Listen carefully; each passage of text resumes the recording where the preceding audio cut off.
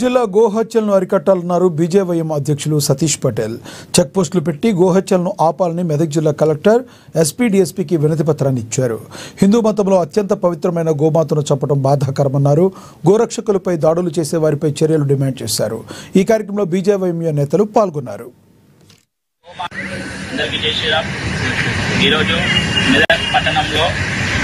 Collector గారికి మరియు SP గారికి డిఎస్పీ గారికి మెదక్ టౌన్ సిఎస్ఆర్ గారికి ప్రతి ఒక్కరికి గోమాతలను కాపాడాలని చెప్పేసి గో సంతతిని పెంచాలని చెప్పేసి ఇలా రిప్రజెంటేషన్ ఇవ్వడం జరిగింది.